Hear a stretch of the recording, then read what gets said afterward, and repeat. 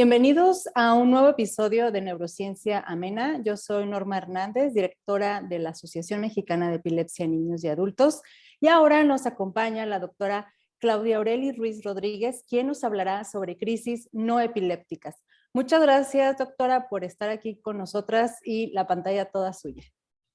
Muchas gracias, Norma y doctora Laura Hernández, por invitarme a participar en este proyecto de Neurociencia Amena. Estoy muy contenta de compartir un tema de salud mental que es sumamente importante y es poco conocido, inclusive dentro del personal de la salud. Entonces, sin más, comenzamos con el tema del día de hoy, que son las crisis no epilépticas. Soy la doctora Claudia Aureli Ruiz Rodríguez, realicé mi servicio social en el Instituto Nacional de Neurología y Neurocirugía Manuel Velasco Suárez, donde participé en proyectos de investigación con mi tutor, el doctor Daniel Cray Meléndez, quien es especialista en psiquiatría, médico investigador y es experto en trastorno neurológico funcional y crisis no epilépticas. Un agradecimiento especial al doctor Cray. Entonces, ¿qué son las crisis no epilépticas psicógenas? Son episodios paroxísticos, es decir, repentinos, abruptos, que se asemejan a las crisis epilépticas, pero que a diferencia de las crisis epilépticas, estas no tienen evidencia de una actividad epiléptica en el cerebro durante la crisis. Y con actividad epiléptica me refiero a descargas eléctricas anormales que son típicas de la epilepsia. Estas crisis no epilépticas a menudo se diagnostican y se tratan erróneamente como epilepsia. Aquí quiero puntualizar que las crisis no epilépticas son un trastorno psiquiátrico que está incluido en el DSM-5, que es una referencia de diagnóstico en psiquiatría. Aquí se encuentran dentro del trastorno de conversión. Hace algunos años se acuñó el término de trastorno de síntomas neurológicos funcionales y es el que con mayor frecuencia se usa en la actualidad en la literatura médica internacional. Pero ¿cómo podemos saber que un paciente tiene trastorno de síntomas neurológicos funcionales? Pues básicamente, para ponerlo en palabras sencillas, es un paciente que va a presentar una alteración neurológica, ya sea motora o sensitiva. Es decir, es un paciente que puede presentar debilidad, parálisis, trastornos en el movimiento, en la marcha, problemas para deglutir, problemas en el habla, anestesia o pérdida sensitiva en alguna parte o partes de su cuerpo, alteraciones en los sentidos, ya sea en la visión, en el olfato, en la audición, e inclusive crisis que parecieran epilépticas. Sin embargo, no se encuentra una causa de una enfermedad médica reconocida que explique estos síntomas. Además, estos síntomas tienen que estar presentes por al menos 6 meses y ocasionarle cierto grado de malestar, evidentemente, clínico significativo al paciente o un deterioro en su funcionalidad. ¿Con qué otros nombres se conocen a las crisis epilépticas? Pues realmente hay muchos nombres. Pseudoconvulsiones, crisis epilépticas psicógenas, ataque psicógeno no epiléptico, pero me gustaría que usáramos el término de crisis no epilépticas, que es el término que genera una menor confusión para entender esta patología. Existen 3 tipos de crisis no epilépticas, 3 tipos de manifestaciones de estas crisis. El primero, el tipo convulsivo, que es común. En este tipo, los pacientes presentan movimientos variables, involuntarios de las extremidades, de la cabeza, del tronco, y pueden asociarse a temblores finos o gruesos. El segundo tipo es el tipo de desvanecimiento o pseudosíncope, que como su nombre lo dice, es parecido a un síncope, a un desmayo. Sin embargo, a la hora de estudiarse, se excluyen todas las causas neurológicas y cardíacas de un síncope. Y el tercer tipo, que es el tipo ausencia, que es similar a las crisis de ausencia de la epilepsia y por ende se tiene que hacer un diagnóstico muy específico. En este tipo, el paciente presenta una alteración en el estado de conciencia, dicho en otras palabras, presenta una desconexión con el medio, con el entorno. Muy bien, ¿y por qué es importante conocer el trastorno neurológico funcional? Porque realmente confiere un gran reto diagnóstico y terapéutico para los médicos. Como los síntomas funcionales pueden simular cualquier enfermedad en el cuerpo, A veces es difícil diferenciar entre enfermedades médicas conocidas y síntomas funcionales, sumándole el hecho de que no se tiene mucho conocimiento acerca de la fisiopatología de estas enfermedades y que hay cierto grado de desconocimiento sobre esta entidad en la comunidad médica. Se estima que al menos el 10% de los pacientes de todos los servicios médicos acuden a consulta con manifestaciones de síntomas funcionales. Es un número muy elevado. Y el 9% de todos los ingresos en neurología corresponden a trastorno neurológico funcional.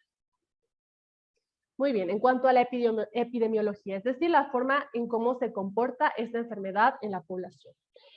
Las crisis no epilépticas son la afección no epiléptica que se encuentra con mayor frecuencia en los centros donde se tratan epilepsia.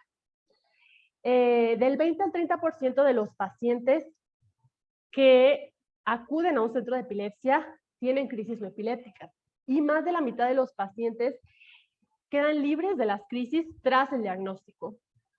Se estima que de un 50 a un 70%. ¿En quiénes es más frecuente las crisis no epilépticas? Definitivamente en las mujeres, hasta en un 80%.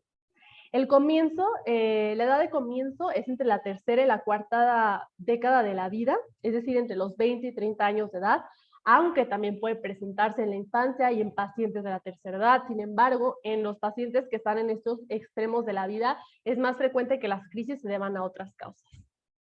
También es importante recalcar que un 10 a un 15% de los pacientes con crisis no epilépticas también tienen epilepsia. Muy bien. ¿Qué factores de riesgo predisponen a la aparición de crisis no epilépticas? El más importante, sin duda, es el antecedente de un evento traumático. La historia de abuso sexual, físico, psicológico, alguna enfermedad o pérdida de alguna persona significativa. También la historia de un evento precipitante es frecuente, por ejemplo, un traumatismo craneoencefálico. De manera interesante este dato, el antecedente de familiares de epilepsia, se estima que un 35% de los pacientes que inician con crisis epilépticas en la infancia tienen antecedente de algún familiar que padece de epilepsia.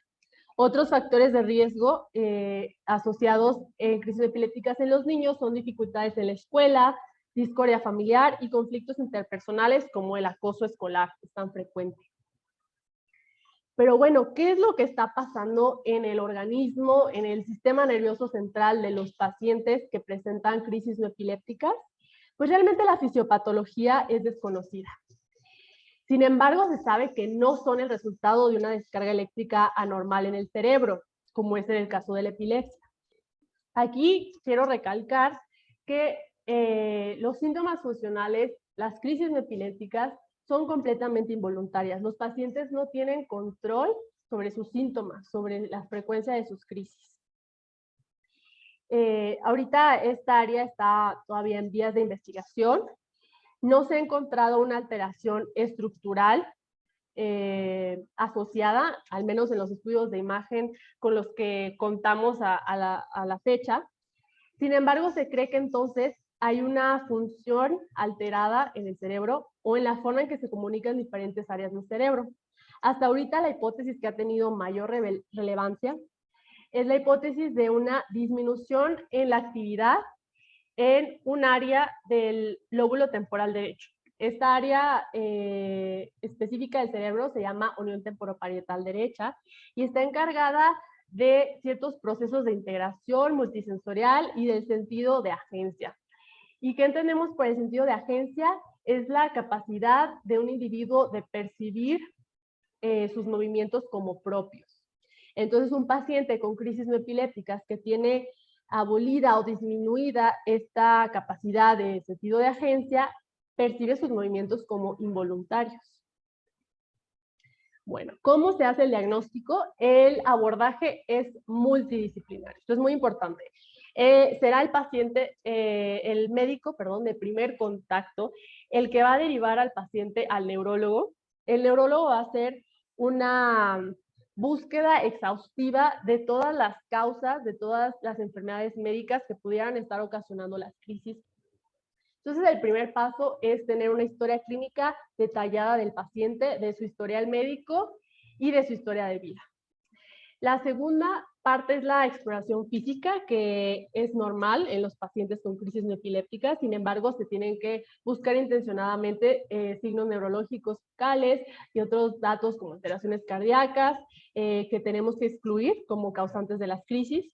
En cuanto a los estudios de laboratorio, nos van a servir principalmente para descartar causas metabólicas o tóxicas de crisis, y los estudios de imagen también nos van a servir de apoyo. Principalmente la resonancia magnética cerebral es el estudio de imagen que usamos de apoyo. Es normal en los pacientes con crisis epilépticas, se espera que sea normal. Sin embargo, puede haber hallazgos anormales en un 10 a un 30% de los pacientes. Estos hallazgos pueden ser incidentales, inespecíficos.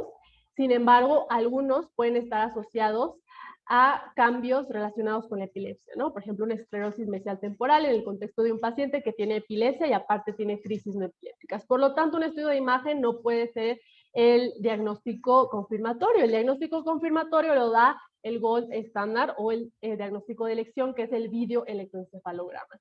¿Y qué es el videoelectroencefalograma? Como su nombre lo dice, pues es una grabación en tiempo real del comportamiento clínico del paciente durante algunas horas, a la par que se está grabando, se está midiendo la actividad eléctrica de las ondas en el cerebro, ¿no? Mediante un electroencefalograma. Entonces, lo que buscamos aquí es capturar el momento preciso en el que el paciente padece de una crisis, correlacionar las características clínicas de la crisis en ese momento con los hallazgos en el electroencefalograma. Y se espera que un paciente con crisis no epilépticas no tenga hallazgos anormales, no tenga una actividad eléctrica normal en el electroencefalograma para hacer el diagnóstico de una crisis no epiléptica. Aquí es importante mencionar que la Organización de la Liga Internacional contra la Epilepsia ha establecido 4 grados de certeza para el diagnóstico. Esto debido a que no en todos los lugares se tiene acceso al videoelectroencefalograma. Y este grado de diagnóstico del que les estoy comentando es el grado más alto de diagnóstico, de certeza del diagnóstico, que es el grado documentado, en el cual un médico con experiencia en diagnóstico de trastornos de crisis observa la crisis y la identifica con características de tipo no epilépticas, a la par que en el electroencefalograma no se encuentra actividad epileptiforme antes o después de la crisis.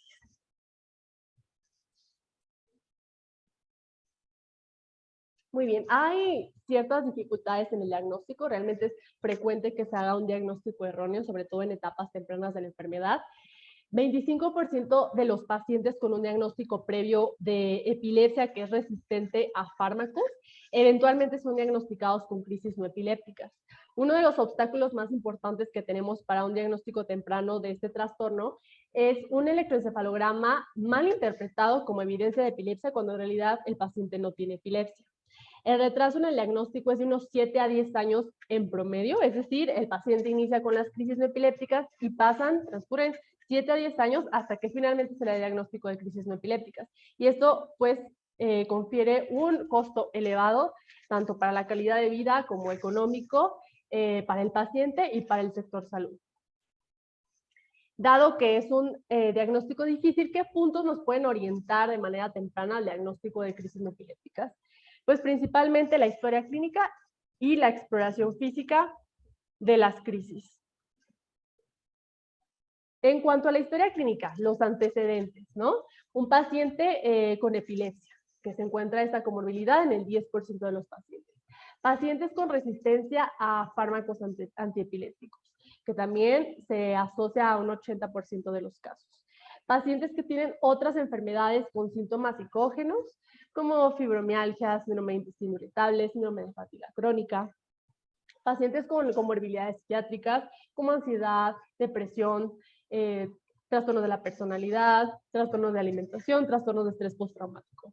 Y muy importante, mencionamos previamente antecedentes de trauma o abuso físico o sexual. En cuanto a las características propias de las crisis que nos hacen orientarnos hacia un origen no epiléptico, son desencadenantes específicos y poco habituales. ¿A qué me refiero con esto? Desencadenantes de tipo emocionales, discordias con otras personas, estrés. También las circunstancias que engloban la aparición de estas crisis, ¿no? En entornos donde haya gente, por ejemplo, la sala de urgencias de un hospital, durante una consulta médica. No suelen ocurrir durante el sueño, a diferencia de las crisis epilépticas, aunque hay pacientes que refieren presentarlas durante el sueño.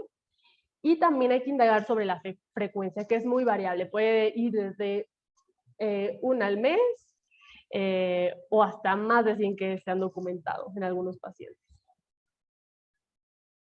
Muy bien, otras características que nos orientan es la duración. Una duración larga, mayor a 10 minutos, es altamente sugestiva de una crisis neopiléptica. Un curso fluctuante, es decir, periodos de meses o años en los que el paciente está libre de síntomas sin crisis y de repente tiene una recaída de los síntomas, o también cambios en las características de las crisis, de las partes del cuerpo afectadas durante las crisis, sacudidas de lado a lado de la cabeza, sacudidas de la pelvis, ojos cerrados, a diferencia de las crisis epilépticas donde los pacientes presentan ojos abiertos, llanto durante la crisis, preservación del estado de la conciencia y memoria. Los pacientes pueden recordar los sucesos que acontecieron durante la crisis, no siempre, pero es frecuente. El tartamudeo, opistótonos, que es una posición como arqueada de curvatura en la espalda, aunque esta también puede presentarse en epilepsia. Entonces, por lo tanto, ninguno de estos datos clínicos nos va a dar el diagnóstico certero de una crisis neopiléptica. El diagnóstico definitivo es por videoelectroencefalograma, pero estos datos nos van a orientar hacia ese diagnóstico.